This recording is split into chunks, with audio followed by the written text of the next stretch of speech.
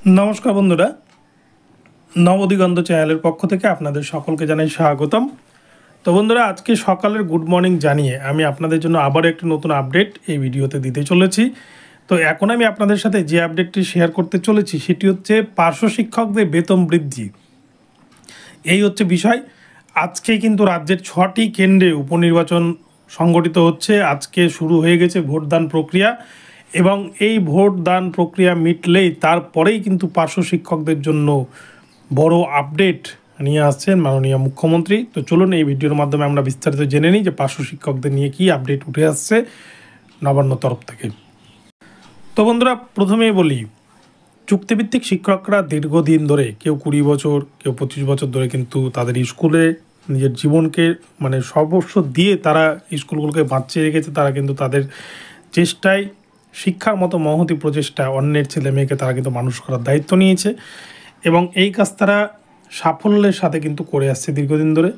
অপরপক্ষে SSK MSK part time teacher পৌরসভার teacher সকলের ক্ষেত্রেই কিন্তু একই রকমই অবস্থা। সকলেই কিন্তু এইভাবে স্কুলগুলোকে বাঁচিয়ে রেখেছে। রাজ্যে আপনারা সকলেই দেখছেন সেভাবে কিন্তু শিক্ষক নিয়োগের পরীক্ষা হচ্ছে না। 2016 সালে লাস্ট এসএসসি হয়েছে, তারপরে সব কিছুই বন্ধ। তাই স্কুলগুলোতে যে পরিমাণ শূন্যপদ রয়েছে বা যে পরিমাণ শিক্ষকের প্রয়োজন, আপনারা জানেন যে এনসিটি রুলস অনুযায়ী কিন্তু 30 জন ছাত্র পিছু একজন টিচার লাগে।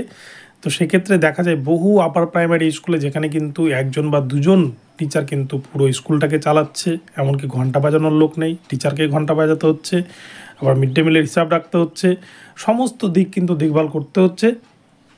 তো এই মতো অবস্থায় কিন্তু এই পার্শ্ব শিক্ষক part time teacher SSK MSK এরাই কিন্তু গ্রামের স্কুলগুলোকে এক কথায় বাঁচিয়ে রেখেছে এবং গরিব ছেলে মেয়েদের পড়াশোনার স্বপ্নকে তারা কিন্তু বাস্তবায়িত করছে।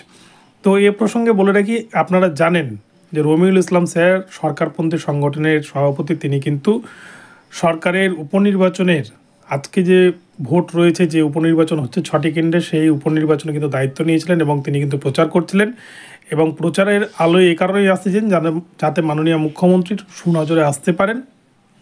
তো পার্শ্ব শিক্ষকদের একাংশ তারা কিন্তু প্রচার করেছেন এবং মাননীয় শিক্ষামন্ত্রী ব্রাত্য বসুর সাথে কিন্তু রমিউল ইসলাম স্যারের একটা গুডউইল আছে এবং যার কারণেই ব্রাত্য বসুর কথাতেই কিন্তু রমিউল ইসলাম স্যার তিনি প্রচার করেছেন এবং এই প্রচারের পর আজকে ভোট পর্ব মিটে গেলেই এই ভোটের ফল ঘোষণা হবে এবং সেক্ষেত্রে তৃণমূল সরকার যদি ভোটে ভালো ফলাফল করে তাহলে কিন্তু পার্শ্ব শিক্ষকদের জন্য তাদের বেতন বৃদ্ধির যে ফাইল আটকে রয়েছে সেই ফাইলের কাজ কিন্তু সম্পন্ন হয়ে যাবে। এটাকে আমি আপনাদেরকে বলতে পারি, কেননা ভোটই কিন্তু সবথেকে বড় প্রভাব বলা যায় এবং বিভিন্ন সরকারপন্থী সংগঠনের নেতৃত্ব এবং অসরকারপন্থী সংগঠনের নেতৃত্বরা যেভাবে লড়ছেন, অপরদিকে মহিদুল ইসলাম স্যার তিনিও কিন্তু সরকারপন্থী সংগঠনের পক্ষ থেকে তিনিও লড়ছেন।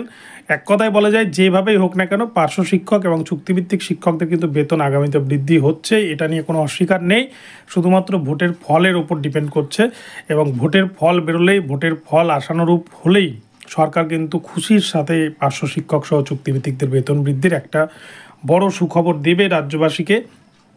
এবং সেক্ষেত্রে পার্শ্ব শিক্ষকদের যেটা দাবি, যে প্রাইমারির ক্ষেত্রে তারা মিনিমাম একটাই 32,000 টাকা স্যালারি দাবি করেছেন, অপরদিকে হাই স্কুলগুলোর ক্ষেত্রে যেখানে আপার প্রাইমারি লেভেলে যারা রয়েছেন তাদের ক্ষেত্রে কিন্তু 37,000 টাকা একটা বেতন দাবি করেছেন। এবার বাকিটা নবান্নের ব্যাপার বা মুখ্যমন্ত্রীর ব্যাপার, মুখ্যমন্ত্রী স্ল্যাব অনুযায়ী বেতন বৃদ্ধি করবে কিনা সেটা তাদের ব্যাপার, কিন্তু বেতন একটা বৃদ্ধি পাবে ভোটের আগে, এটা আমি আপনাদের বলতে পারি।